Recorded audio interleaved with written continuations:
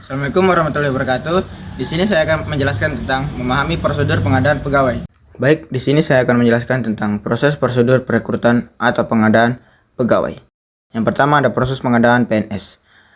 Poin pertama adalah perencanaan. Kedua, pengumuman pelamaran berisi A. Lowongan formasi PNS. B. Pengumuman paling lambat 15 hari sebelum tanggal penerimaan lamaran.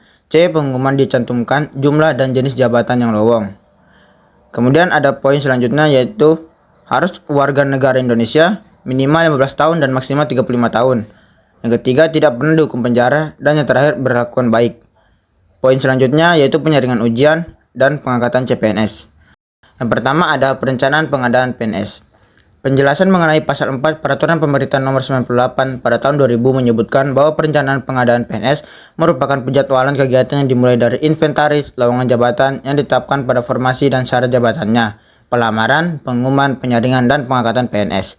Berdasarkan Peraturan Pemerintah Nomor 54 tahun 2003 mengenai perubahan Peraturan Pemerintah Nomor 97 tahun 2000 mengenai formasi pegawai negeri sipil yakni jumlah dan susunan pangkat pegawai negeri sipil, di mana penetapan lowongan jabatan pada formasi adalah hasil dari analisis kebutuhan pegawai.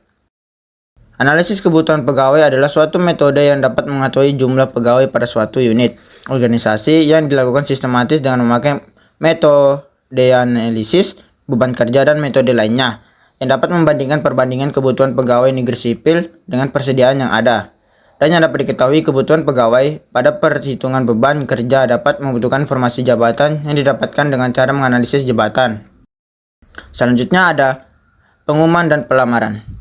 Pengumuman dan pelamaran PNS telah diatur pada Peraturan Nomor 98 Tahun 2000, Pasal 5 yang menyatakan bahwa 1. Lowongan formasi PNS diumumkan seluas-luasnya oleh pejabat pembina kepegawaian. Kedua, pengumuman dilakukan paling lambat 15 hari sebelum tanggal penerimaan lamaran. Ketiga, dalam pengumuman dicantumkan jumlah dan jenis jabatan yang lowong, syarat yang harus dipenuhi oleh setiap pelamar, alamat dan tempat lamaran ditujukan, dan batas waktu pengajuan lamaran.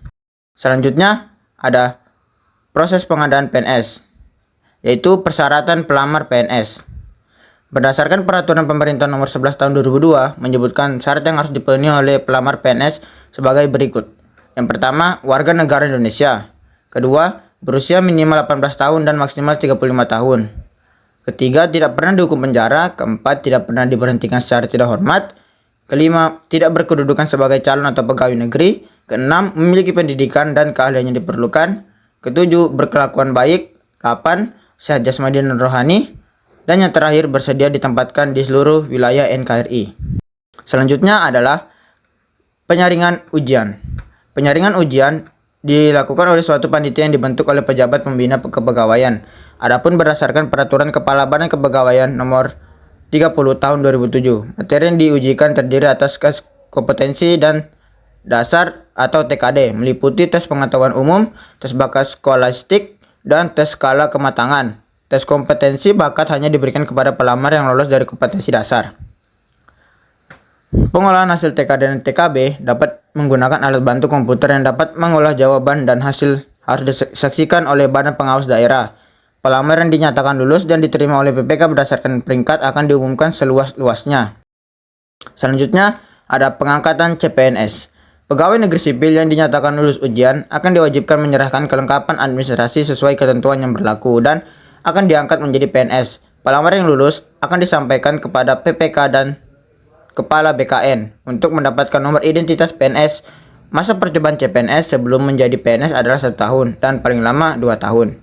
Jika sudah melewati masa percobaan, akan diangkat PNS jika setiap unsur penilaian prestasi kerja sekurang-kurangnya bernilai baik telah memenuhi persyaratan kesehatan jasmani dan rohani untuk diangkat menjadi PNS dan telah lulus pendidikan serta pelatihan prajabatan.